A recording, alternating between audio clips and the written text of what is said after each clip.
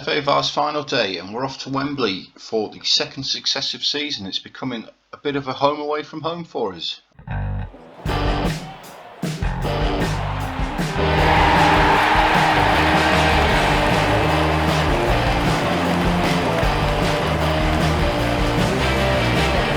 Yes guys, welcome to episode 20 of Grassroots to Giants, back here in the northeast of England with Norton Stockton Ancients, where we are taking part in the FA Vars final for the second successive season. Of course, we are the holders. We are playing against Hallen, who are the same level as us. We are predicted to be the favourites for this game, though, with the bookies. So let's get into the game, see if we can defend our title, which would be fantastic. In terms of the lineup that we're going to go with today, we have got the one injury, of course, from the Northern League Cup final in the last episode, which was to Bono. Picked up an injury and he's not ready to go. So we have brought Angle in as his replacement. We've also made a little bit of a change based off that League Cup final as well, to the defence of the midfield. We bring Sam Greenwood back in and we've moved Bajatic into the deep line playmaker. You can see he's a natural at it. Although if you read this, he's only accomplished, but he's a natural as a defensive centre mid. Defender centre, so not entirely sure with that. We might look to use him as, you know, a deep line playmaker going forward. One little bit of bad news that we have got is that Niall Brookwell, of course one of our star players, who is actually a Vanarama National League level player, is currently under bid from Maidstone United, who themselves are in the Vanarama National League. They've got Regan Booty, who's a little bit of an FM favourite. So unfortunately it doesn't look like we're going to be keeping hold of Niall Brookwell going into next season. I can't see him turning down Maidstone to stay with us. But that is going to be today's lineup. Of course, we're taking on Hallen in the cup final. We've got a few players lacking match fitness, as usual. When we rotate the squad, we tend to pick a squad and stick with it until we are forced to change it, really, which we are today with the Bono injury. But let's see if we can, you know, back-to-back FA Vars titles. Wembley looks very, very empty again. There's a couple of people scattered up here. They reckon there was going to be, I think, 400 tickets sold for the game in the 90,000 seater stadium. I did have a look at last season's attendance as well. There was again around about 460 people. So, you know, not great. As I said, you know, last season when we were in the final, why they have a game like this at Wembley is beyond me. The stadium's just too big for a game like this. It just looks so empty and it just looks wrong. It's almost like a game from lockdown when the crowds weren't allowed to go to the stadiums, when we were all locked up in our house. 22 minutes on the clock and we do have a highlight. Christie goes long, but Angle is not underneath it. Instead it's Lloyd, and now Gould good with the long ball forward, but Greenwood does win the header, and now it's James Gale to Anderson, but it's a poor pass and it's cut out. But Bajatic is there himself and he does cut that one out. Now it's Sam Greenwood advancing forward with the ball. He finds Joe Snowden. Snowden feeds James Gale, and that's absolutely wild from James Gale. Do you know what? Since he's come back from his little injury that he had, he's not really been the same player. I think he scored one goal in 6-7 games since he's come back from his injury. Anyway, half an hour on the clock, and it is us with the ball again. Now it's Gale to Egan. Now Brookwell through, but the keeper's made a save there. Good save there by Dorrington, but now Brookwell really should be doing better. But can we capitalise from the corner with Jack Egan? He's going for that near post again, and it's towards James Gale, but it's headed clear by Lloyd. And now it's Brookwell to Salmon. Brookwell again, forward to Egan, still out wide on the right hand side. Comes back to Brookwell, but it's a good tackle there by Fox. And they've just lumped it clear, but Azikunu gets himself the ball there. He finds Salmon, now Snowden. Brookwell again, and Snowden goes out wide to Chris Salmon, of course the captain. But it's cut out. The cross into the box. This is a very long highlight with not really a lot happening at the end of it. The ball's just back and forth between the two sides at the minute. It's Geno to Good. He goes over the top towards Lloyd, and they've got him behind us here. And Kieran Knight puts Hallen ahead in the 33rd minute with his 10th goal of the season. It was, neither team could really keep the hold of the ball there, but we've been hit over the top, which is quite a familiar feeling for us. Christie really should be doing better with that at his near post. And now we are up against it. Can we get ourselves back into the game? We need Mr. Gale up top to turn up. 42 minutes on the clock now, and possibly a chance for us to get back into the game with Snowden. Anderson, he's gone over the top towards now Brookwell, and Brookwell forces another great save from Dorrington. But again, Brookwell really should be looking to do better. Corner though to be swung in by Egan again. It's towards Angol this time, but it's headed away by Down again. And Snowden, I thought he wasn't going to get there, It's back out with Egan, who does find the ball into the box, and it's cleared by Down again. And that's the end of the highlight. We're coming into half time though, and we are behind. We are the better team. They've had that one shot and it's gone in. I'm going to tell them I want a much better performance. Leanne goes on a 6.5. He hasn't really wowed me since he's come into the team. Of course, he was brought in as a backup. But 47 on the clock. Christie with a goal kick. It's towards James Gale, who brings it down well on his chest. The tackle there by Home has actually set Egan through. It's another tackle, but the ref's given a penalty. It actually looked like a good tackle to me by Irwin. But the referee has given the penalty for it, and it's going to be Angol to take the penalty this time. And he gets us back into the game with his second goal for us. He must be a slightly better penalty taker than Azi Kunu, because I don't believe I've actually set the penalty takers up. I just sort of let it do its natural thing. It tends to pick the best penalty taker anyway, by default.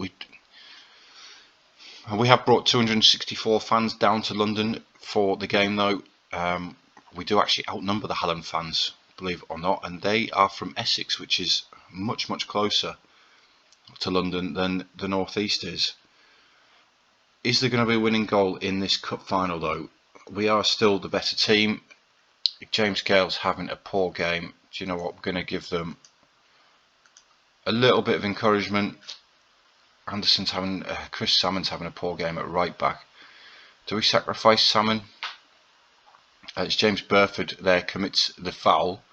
It's going to be Lee Angol to take it. And Angol finds the top corner. I criticised him just before he scored the penalty. And now he's scored a wonderful free kick. A very little run up. Look at the whip on that, man. That's unreal. But that's his second goal of the game.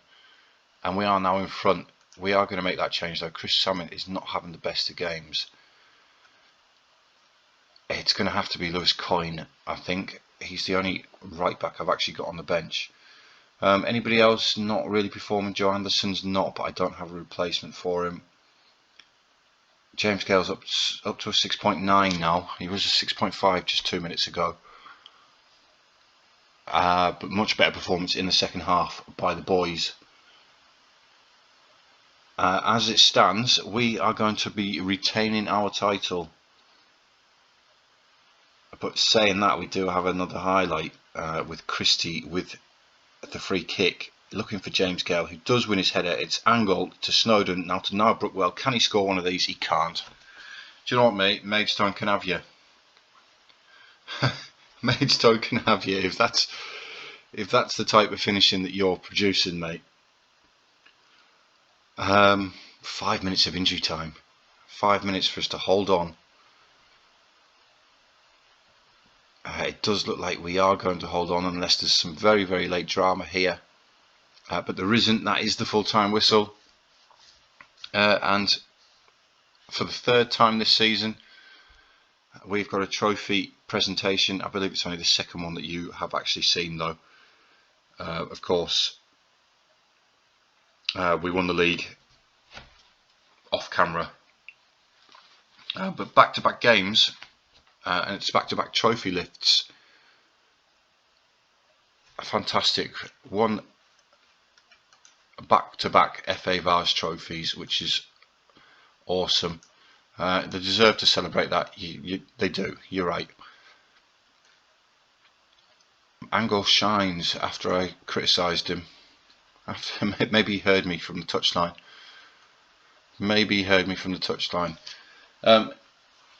Let's just have a quick look and see if we're going to get the end of season review. 30k there in the bank. Thank you very much. We're up to £68,000 altogether now. We have won the treble this season. Fantastic. 2 times in a row. Angle shines. We'll praise him, it doesn't hurt. Rooney spotted at Wembley. He's looking at Harry Christie and Sam Greenwood. The Colne boss. We have paid our bonus again. Yeah, financially that's great.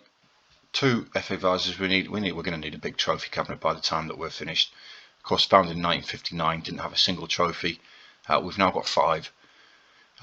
Anyway, I'm going to click forward till I get to the end of the season review. We'll have a quick look over the squad. So I'll catch up with you guys in just a minute. Right guys, welcome back. And we have got to the end of season review. You can see our treble there. Absolutely fantastic. We'll just have a look at the new arrivals. The star signing was James Gale, came in from Mansfield Town. 44 appearances, 41 goals for 22 assists and a 7.96 average rating. He's been absolutely brilliant. Now Brookwell, of course, the Newcastle United trainee, 34 apps, only 6 goals but 13 assists, a decent rating as well. Bono is actually listed as the 3rd best signing of the season, despite only actually playing 7 games for us, but he did score 3 goals in those 7 games. That's probably actually inflated his rating a little bit, which is why he's up there. Sam Greenwood, of course, who we signed from Mask United, 42 games, a 7.34 average rating in the central defence. It's been very, very good across the board in terms of performances. That was transfers in, transfers out, of course. Bailey Hayes thought they weren't very happy about losing him. There was a lot of other transfers gone out. The big one that we did lose, it's not actually showing him on here, it was of course Noam Emaran, star man up front for us. In terms of loans out, we sent Andy King out on loan. He's had 22 appearances and 2 goals for Blythe Town. There was a couple of other players out on loan to Bolden as well, but Bolden actually finished bottom of the tier below us. Season results though, FA Cup, the board were disappointed with that. They expected us to reach the 2nd qualifying round. Of course, we were knocked out in the 1st qualifying round. 2 games per Trinity, 3-1 there, so the board were disappointed by that. In terms of FA Vase, of course, we were the winner. Again, Jack Egan, the top scorer in the competition for us. The board very, very happy with that. And the Northern League Cup, again, the board weren't really judging us on it, but we did win it. Lewis, either one. Azzy Kunu and James Gale, the top scorers in that competition for us. A C+ from the board. Nothing here for the league though. Moments to remember, we beat Penistone Church in the FA Vase 9-0. We absolutely thumped them. Mr. Emaran himself, getting 4 goals. You can see since he's left us, gone to Paris FC, he's been demoted to the 2nd squad. He's played 8 games, hasn't scored a goal. Only a 6.79 average rating. Match to remember was the 5-1 win against Newton Aycliffe, and goal of the season was awarded to Emaran, a top draw goal from the Ancients right winger. We never really played him at right wing, he was a striker for us.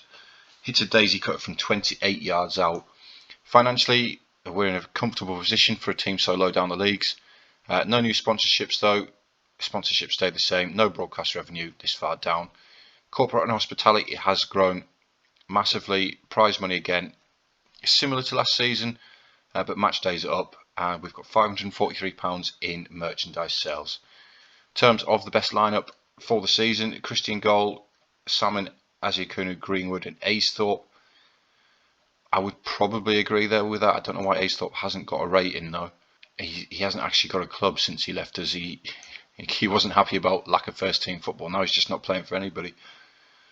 Snowden, Raymond and Brookwell, yep, agree with that. Egan played very, very well as the shadow striker. He actually managed to bag himself 22 goals and 14 assists, which was great. James Gale, star man, absolutely star man, and Emaran, who himself scored. He scored more than 10 goals for us. That's not right. Unless that's in the league, maybe. I don't think it is though, because Gale didn't get 41 in the league. So that's not right, to be fair. if we have a look at Emran and we have a look at Norton Stockton Ancients, you can see he scored 27 goals for us. So I don't know where the 10 comes from. In terms of the accolades, we broke quite a few records this season. We also managed to pick up Manager of the Month. A few months we also won the Manager of the Season. We beat Gary Birch of Northallerton Town and Ian Skinner of Ashington to the Manager of the Season there. The Fans Player of the Season was 20-year-old James Gale. He was also the Young Player of the Season and the Sign of the Season. Goal of the Season, we already said, was Noam Emran. Top goal scorer James Gale. Most assists James Gale. Most player of the matches was James Gale. Highest average rating James Gale. Most passes complete with Callum Farrington. James Gale, you can see how good of a season he had. Of course, record breakers. Most overall goals by a player in a season, 41. Most league goals by a player in a season, he scored 35 in the league. Emran did bag 4 in a match. League match was James Gale, who bagged 4. Most assists by a player in a season. Again, another record for James Gale. Harry Christie kept 28 clean sheets throughout the season. Gale with 14 man of the matches. Most league goals by a player, 35 for Gale, and oldest player was Matthew Kibgavin. That's actually broke the record. But yeah, history in the making for Norton. If we do just have a quick look at the squad, you can see Harry Christie actually played 54 games for us this season. Azzy Kuna with 53 and Salmon with 51.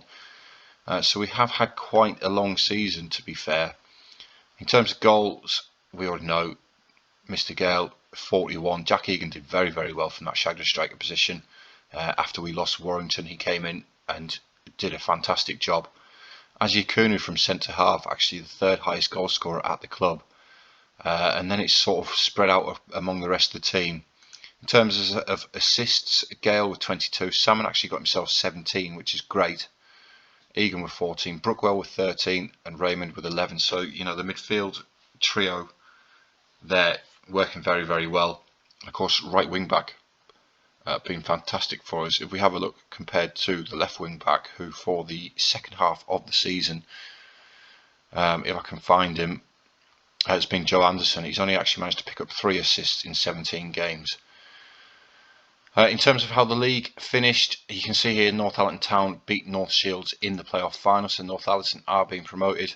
Carlisle City were beaten by North Shields in the semi-final, and Gisborough Town, our rivals, were beaten by Northallerton Town. But league table wise, if we just have a look at the full thing, obviously champions, 112 goals scored, 31 conceded with a plus 81 goal difference and 107 points on the board.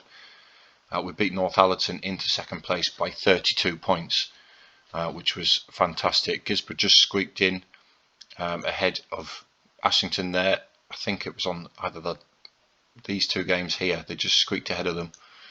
Carlisle as well with a poor run of form at the end of the season. But relegated was Bishop Auckland and Sunderland Rye-Hope. They were quite a long way off in the end. Team stats, yeah, we're going to be on top of all of these games without losing, 34 in the league.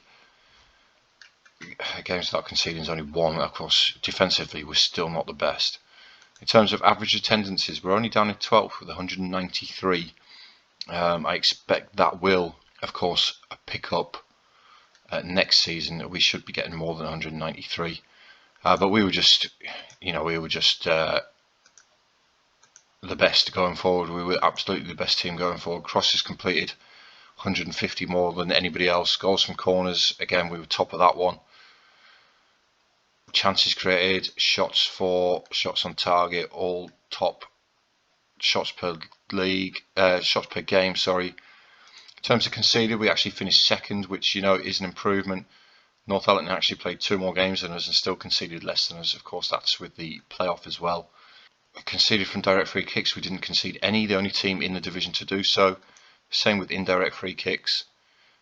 Clean sheets, Northallerton actually got more clean sheets in the league than us. Rye-Hope Colliery actually spent some money. Of course, we didn't spend any money. We'll just have a look at the wages. We do have the 3rd highest wage budget in the league, which obviously reflects in where we have finished. But award winners there, you can see Golden Glove was Harry Christie with 17 clean sheets. I had goal of the month, Niall Brookwell won 1, Emran won 1, which was, of course, was our goal of the season. Division 1 goal of the season was the Noam Emran one. fantastic. Manager of the season, we already know. Player of the season was James Gale, with his 33 appearances and 35 goals. Player select, we've got Gale, Raymond, Greenwood, Azikunu, Salmon and Christie in there, so we pretty much dominate the team of the season. Top scorer, James Gale, of course. He actually finished 11 goals better off than anybody else. Young player of the year was also James Gale. So fantastic. In terms of finances for next season, we have got a wage budget of £1,500, which is a big improvement. We've also got a transfer budget of 2.73k. That may improve with this overall balance. It may not. It's something we'll have to see. 30 games won in a row. Now, new players inducted into the best 11. Gale, Azikunu, Brookwell, Greenwood and Harry Christie have become part of the best 11. Emeran was in there as well. So we've still got players like Seth Mason in there, Thomas Cole Farrington's still in there as well. McNabb is in there. But yeah, superb season for us, absolutely superb. Let's see what they expect of us next season in the regional first divisions. Let's have a look. They want us to win the league. Play attacking football, yes, I can do it. Why? I hate this set pieces one. Why do they want that in there? Minimum expectations. Promotion by winning the league are required. So they want us to win the league. Why do you want this set piece ones, man? They've got this in San Marino as well. I don't understand why it's in the game. Stewart set for Norton Stockton. Josh Stewart, Newcastle under 18s. No thank you, mate, you can stay there. Yeah, that's pretty much it for this season, guys. That's the end of season 2. We have had a fantastic season. It's been absolutely brilliant. Of course, 3 trophies this season, and the board still expect us to win again next season. I do as well, to be fair. But we're going into Tier 8 for the first time ever in the club's history. They've been in Tier 9 before, but they've never been further than that. So, you know, I'm excited to see how it goes. But I am going to call the episode there, guys. I've got pre-season to play through. I've got signings to be made, stuff like that. I've got a busy couple of days ahead of me, obviously before the next episode. But thank you very much for watching, guys. If you do like what you've seen, please don't forget to hit that like button, that thumbs up button. It helps me out massively. It helps my channel be noticed by others. Yeah, it's huge. You've no idea how much just one like makes a massive difference, especially to a new channel like this, which is, you know, I've got, as it stands right now, I've got 10 subscribers. So, you know, the more of them I get, the more likes I get, the better it is for me. Obviously I get more people coming in and giving me some tips as well, because, you know, I'm still new to this. I'm still an amateur. But thanks, guys. Thank you very much for watching. I hope you've enjoyed season 2 as much as I have. We've got exciting times ahead of us into Tier 8 next season. But as always, guys, I've been Dean. Thank you for watching, and I'll catch you all next time.